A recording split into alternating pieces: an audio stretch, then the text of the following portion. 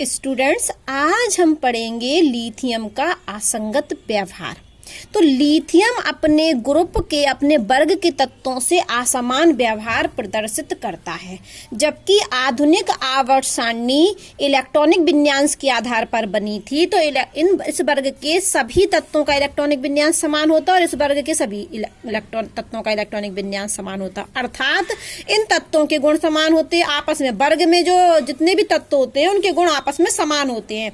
तो लिथियम के गुण सोडियम, पोटेशियम, रूबिडियम, फ्रेंसियम से मिलने चाहिए, मैग्नीशियम की इन तत्वों से मिलने चाहिए। लेकिन होता क्या है, वास्तव में देखा गया कि लिथियम के बहुत सारे गुण तो क्षारीय धातु से मिलते हैं। देखो, लिथियम के बहुत सारे गुण तो इन क्षारीय धातु से मिलते हैं, लेकिन कुछ गुण इन क्षारीय धातुओं से नहीं मिलते हैं। मतलब लिथियम अपने वर्ग के तत्वों से असंगत व्यवहार प्रदर्शित करता है। मतलब असंगत मतलब कि ऐसे गुण जो लिथियम में तो हैं पर उनके वर्ग के तत्वों में नहीं है। तो ये चीज क्या हो गई, असंगत व्यवहार हो गया।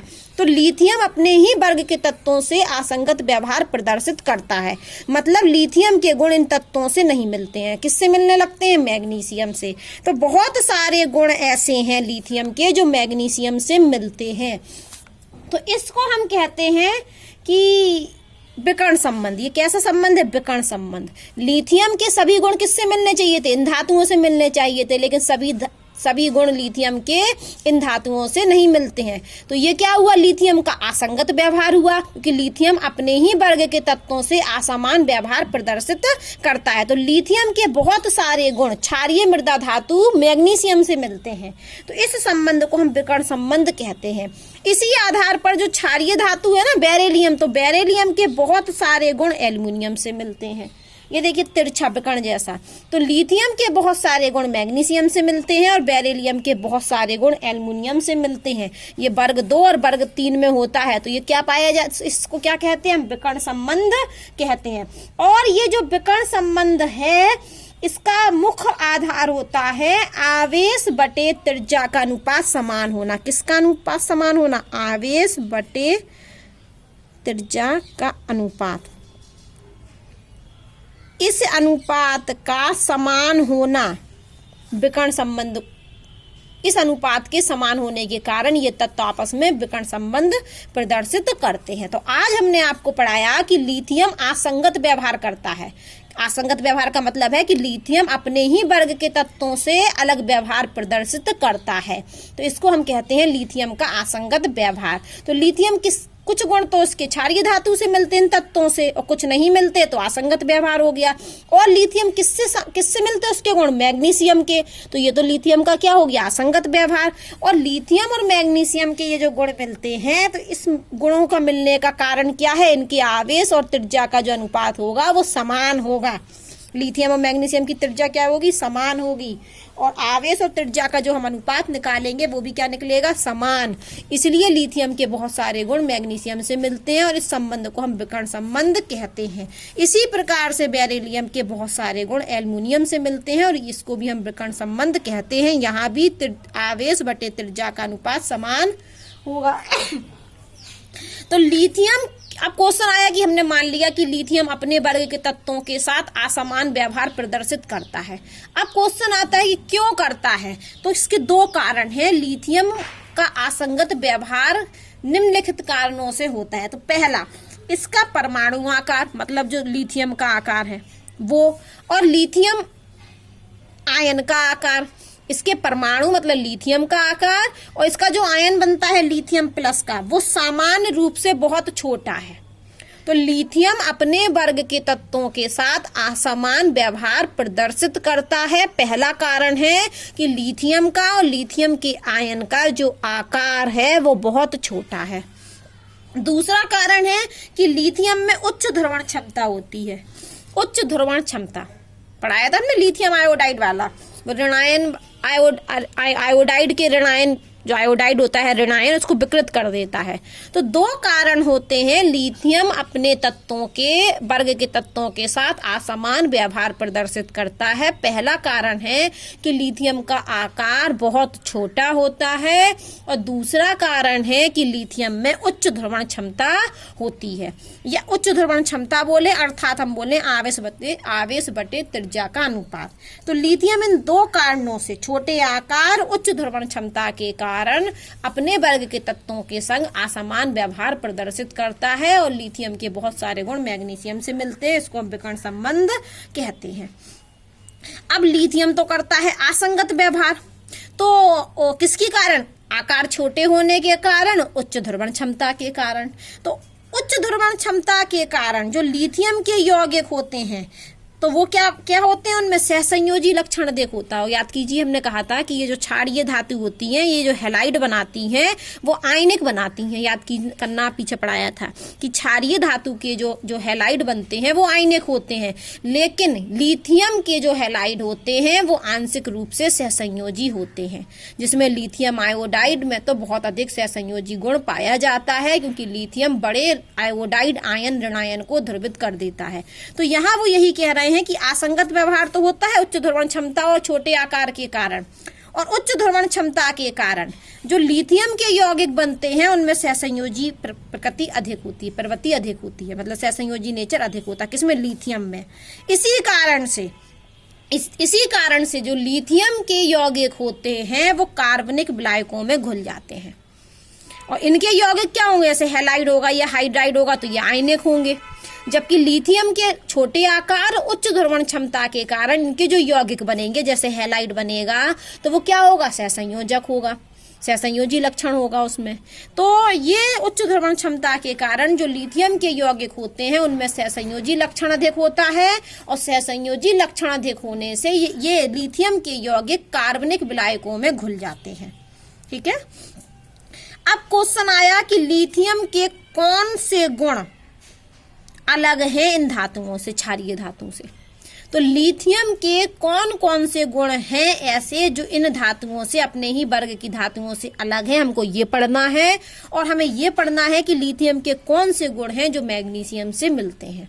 तो सबसे पहले हम पढ़ेंगे लिथियम एवं अन्य क्षार धातुओं में असमानता। कौन कौन सी असमानता है लिथियम और ये अन्य क्षार धातु में? ठीक है, ये तो असंगत व्यवहार हुआ कि लिथियम अपनी अन्य क्षार धातुओं से असमान व्यवहार प्रदर्शित करता है। तो कौन कौन सी असमान व्यवहार है? हमने तो बोल दिया कि लिथियम के बहुत सारे गुण इन क्षारीय धातुओं से नहीं मिलते। तो अब हम पढ़ेंगे कि कौन से गुण नहीं मिलते, और मैंने बोला कि लिथियम और मैग्नीशियम के बहुत सारे गुण मिलते हैं। तो कौन से गुण मिलते हैं? तो इनकी पढ़नी है समानता, लिथियम और मैग्नीशियम के गुणों की समानता पढ़नी है, और लिथियम और अन्य क्षार धातुओं में क्या असमानता है हमें वो पढ़नी है। तो अभी हम पढ़ने वाले हैं लिथियम और अन्य क्षार धातुओं में क्या असमानता है, तो वो पढ़ना है। तो सबसे पहली असमानता है कि लिथियम कठोर है। इसको हम लिखाएंगे नहीं, केवल समझा रहे हैं। लिथियम क्या है? कठोर है अपनी अन्य क्षार धातुओं की तुलना में। अगर हम पूरी क्षारीय धातुओं को देखें तो लिथियम सबसे ज्यादा कठोर है, जबकि ये इतने कठोर नहीं है। पूरे गोले की बात हो रही है। अन्य, ये क्या है हमारी अन्य क्षार धातु। तो अन्य क्षार धातु हम जब भी बोलेंगे तो इनकी बात हो रही है। तो लिथियम अन्य क्षार धातुओं की तुलना में अत्यधिक कठोर होता है, पहला अंतर हो गया। लिथियम कठोर है जबकि ये कठोर नहीं है। लिथियम के गलनांक और क्वथनांक उच्च होते हैं इन अन्य क्षार धातुओं की तुलना में। लिथियम अधिक कठोर है और लिथियम के गलनांक और क्वथनांक इन अन्य क्षारीय धातुओं की तुलना में अधिक है। तो यह असंगत व्यवहार हो गया ना, अलग व्यवहार हो गया ना कि लिथियम कठोर है, लिथियम का गलनांक और क्वथनांक ज्यादा है, जबकि अन्य क्षार धातु ना कठोर है उतनी और ना उनके गलनांक और क्वथनांक उतने ज्यादा हैं। तो पहला अंतर हो गया, असमानता हो गई। अब हम दूसरी असमानता पढ़ते हैं। लिथियम कम अभिक्रियाशील है अन्य क्षार धातु की तुलना में। ये धातुएं, अन्य क्षार धातुएं लिथियम को छोड़कर अधिक क्रियाशील है, जबकि लिथियम कम क्रियाशील है। लेकिन लिथियम प्रबल अपचायक है अन्य क्षार धातुओं को तुलना में। ये अंतर होते जा रहे हैं। लिथियम कम अभिक्रियाशील है जबकि अन्य क्षार धातुएं अधिक क्रियाशील है, लेकिन लिथियम प्रबल अपचायक है अन्य क्षारीय धातु की तुलना में। अब एक और आया कि जो लिथियम हाइड्रेट बनाता है। लिथियम क्या बनाता है? हाइड्रेट बनाता है, जबकि अन्य क्षारीय धातु हाइड्रेट नहीं बनाती है। देखिए यहाँ पर ये लिखा है Li2H2O। तो लिथियम क्या करता है? लिथियम के जो क्लोराइड होते हैं, लिथियम नहीं, लिथियम क्लोराइड, तो लिथियम क्लोराइड हाइड्रेट बनाता है, जबकि सोडियम क्लोराइड हाइड्रेट नहीं बनाता है। ठीक है, यहाँ का हम सोचें कि NaCl.2H2O नहीं। तो क्या कह रहे हैं? जबकि अन्य क्षार धातुओं के क्लोराइड हाइड्रेट नहीं बनाते हैं। अन्य क्षार धातु जैसे सोडियम, पोटेशियम, रूबिडियम, सीडियम, उनके chloride, sodium, potassium, rubidium, caesium, उनके क्लोराइड हाइड्रेट नहीं बनाते हैं, लेकिन लिथियम क्लोराइड हाइड्रेट बनाता है। ये तीसरा अंतर हो गया। पहला अंतर क्या था? लिथियम कठोर है, इसके गलनांक और क्वथनांक ज्यादा है अन्य क्षार धातुओं की तुलना में। लिथियम की अभिक्रियाशीलता कम है अन्य क्षार धातुओं की तुलना में। लिथियम लेकिन प्रबल अपचारक है अन्य क्षार धातुओं की तुलना में। हाँ, एक अंतर और है कि लिथियम को जब हम दहन करते हैं तो ये मोनोऑक्साइड बनता है M2O प्रकार का, Li2O प्रकार का। और जो लिथियम होता है वो नाइट्रोजन से क्रिया करके नाइट्राइड बना लेता है।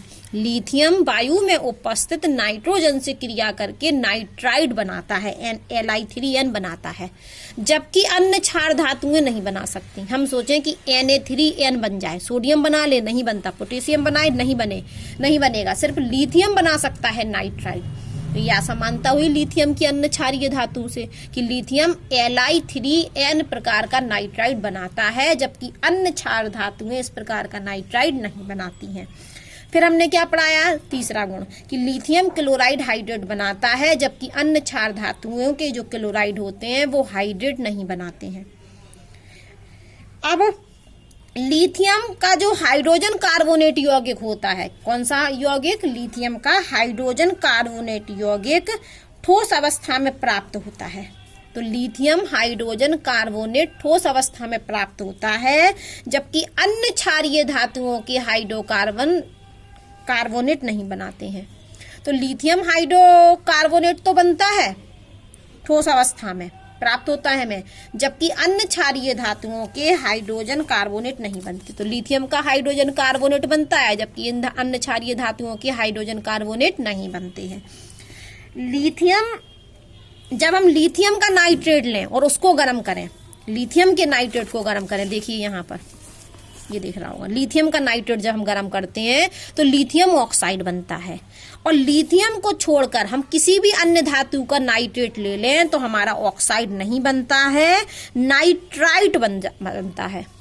ये नाइट्रेट ले रहे हैं हम, तो जब हम लिथियम का नाइट्रेट लेंगे तो हमारे ऑक्साइड बनता है लिथियम का। लेकिन जब हम अन्य क्षारीय धातु के नाइट्रेट लेंगे तो नाइट्राइट बनेगा, ऑक्साइड नहीं बनेगा। तो ये अंतर है, इस इक्वेशन को आपको लिखना पड़ेगा कि लिथियम नाइट्रेट जो होता है वो लिथियम ऑक्साइड बनाता है, जबकि सोडियम नाइट्रेट लें तो ये क्या बनाता है? सोडियम नाइट्राइट बनाता है, मतलब ऑक्साइड नहीं बनता है। तो ये अंतर हो गया कि लिथियम का नाइट्रेट को यदि हम गर्म करेंगे तो ऑक्साइड बनता है, जबकि अन्य क्षारीय धातुओं के नाइट्राइट को जब हम गर्म करते हैं तो ऑक्साइड नहीं बनते हैं। क्या बनता है? नाइट्राइट बनता है। और ये रिएक्शन हमको लिखनी पड़ेगी। ठीक है, अब सुनिए कि अन्य क्षारीय धातु की तुलना में लिथियम का फ्लोराइड ऑक्साइड जल में कम विलेय होता है। तो लिथियम का ऑक्साइड और फ्लोराइड कम विलेय होते हैं जल में, इनकी तुलना में इनके फ्लोराइड और ऑक्साइड ज्यादा विलेयशील होते हैं जल में, लेकिन लिथियम के फ्लोराइड और ऑक्साइड कम विलेयशील होते हैं जल में। अब हम पढ़ने वाले हैं लिथियम और मैग्नीशियम में समानता। तो अभी हमने आपको पढ़ाया था कि लिथियम असंगत व्यवहार प्रदर्शित करता है। तो क्या असंगत व्यवहार प्रदर्शित करता है? कि लिथियम अपनी ही क्षारीय धातुओं से कुछ असमानता प्रदर्शित करता है। तो हमने वो पढ़ ली कौन कौन सी असमानता थी। फिर मैंने बोला था कि लिथियम क्षारीय मृदा धातु मैग्नीशियम से विकर्ण संबंध प्रदर्शित करता है, मतलब लिथियम के बहुत सारे गुण मैग्नीशियम से मिलते हैं। तो अब हम पढ़ने वाले हैं कि कौन कौन से गुण लिथियम के मैग्नीशियम से मिलते हैं। तो सबसे पहले तो विकर्ण संबंध का आधार क्या है? आवेश बटे त्रिज्या का अनुपात समान होना। तो सबसे पहले आप समझिए कि जो लिथियम की परमाणु त्रिज्या होती है और जो मैग्नीशियम की परमाणु त्रिज्या होती है वो लगभग बराबर होती है। लिथियम और मैग्नीशियम की परमाणु त्रिज्या लगभग बराबर होती है।